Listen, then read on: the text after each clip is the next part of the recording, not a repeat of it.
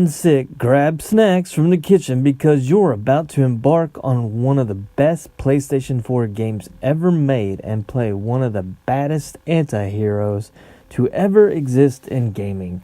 Santa Monica Studios has released another hit from God of War series.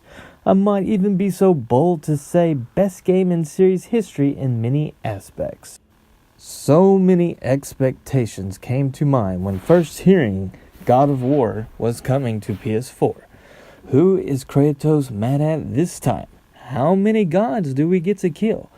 Where will the adventure take place?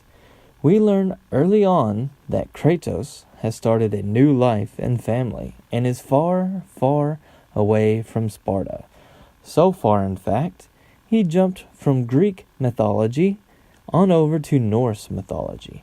God of War never explains why Kratos chose to leave Sparta and the world of Greek gods, but I would think the killing of almost every god would lead to a pretty peaceful life in Athens and Mount Olympus.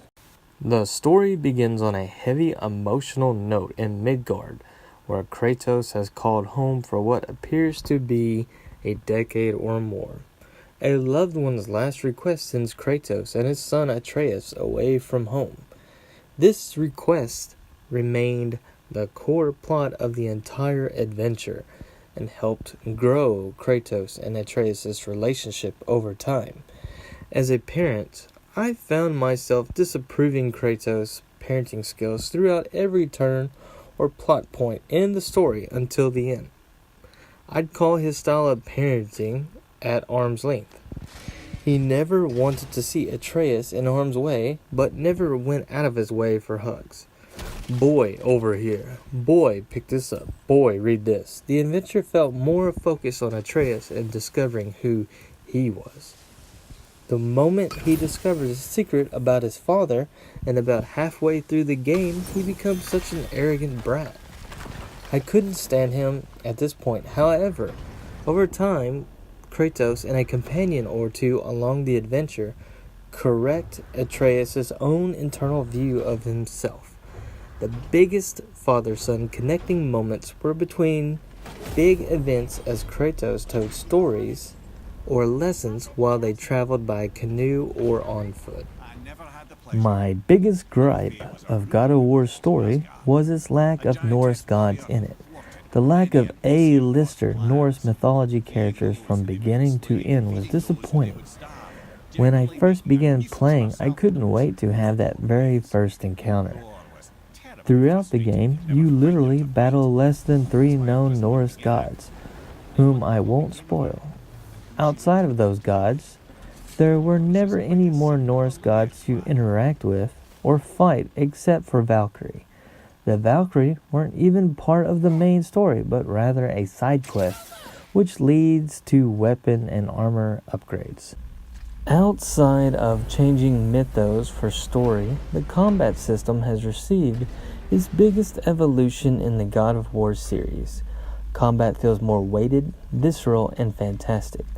Gone is the combo counting and the numb feeling of basic weapon attacks. Every enemy contact is felt, which made me feel more engrossed in the experience.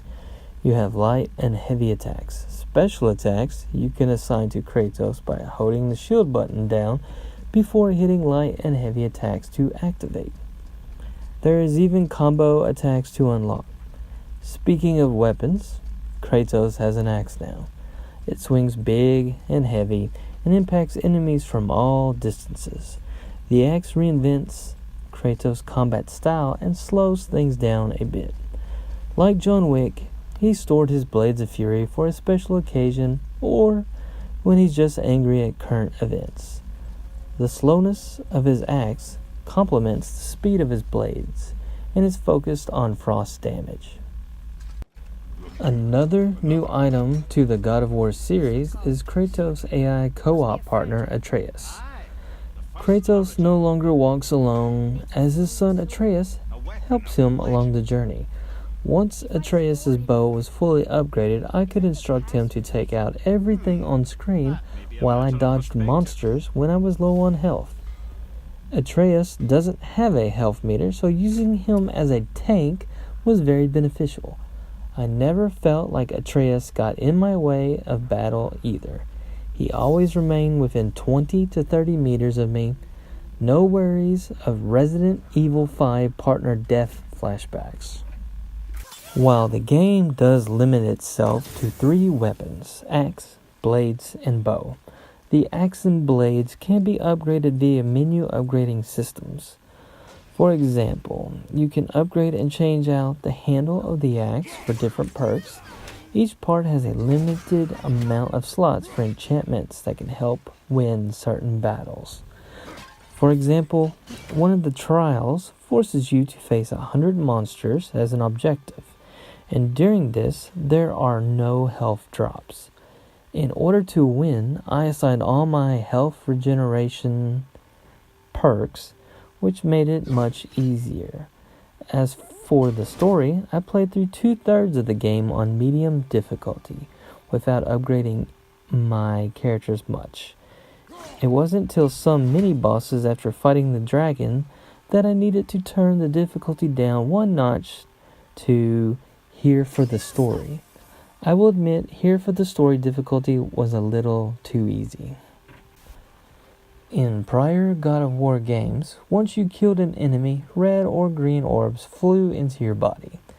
In this new edition, items fell on the ground and required Kratos to manually pick them up, which I thought was irritating. It felt like an unnatural additional step. The only time drops came to Kratos was during opening of chests. I found myself opening a lot of chests. Another expectation I had in the game was the ability to visit all realms, since early on I was given access to travel between realms. Somehow Odin prevents travel to 2 realms I was never allowed to visit. I suppose I should have expected this, and it wasn't a deal breaker, but I bet where all the gods were hanging out. Why tease us, Santa Monica Studios? One of my favorite aspects of God of War was its open world. I wish prior God of War games had this now. To shorten the distance of travel, Kratos can use canoes or teleport using gate doors, which can be discovered while traveling to and from story objectives. The only negative of the open world is that Midgard is so huge that pacing slows in the first third of the game, and major plot points don't come for some time. Final verdict.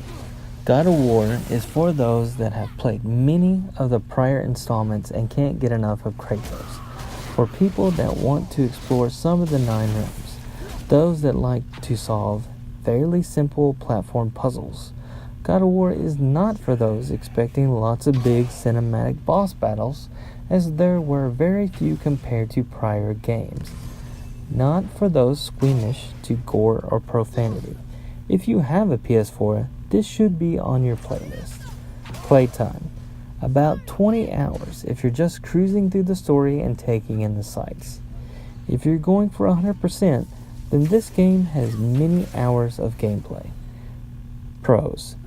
Beautiful, artistic detail of character models, animations, and environments. Graphics were amazing. My PS4 was begging for mercy as it started sounding like a 747 about to take off. Weapons feel more weighted and realistic, more than prior God of War games. Great first attempt at open world experience. Cons. Lack of major boss battles. Lack of Asgardians, even though we expected them. Not all 9 realms accessible, even though you can see them. Tease. Never explains how Kratos moved from mythos to the next. Han Solo movie vibe, as the game felt like a connector of stories.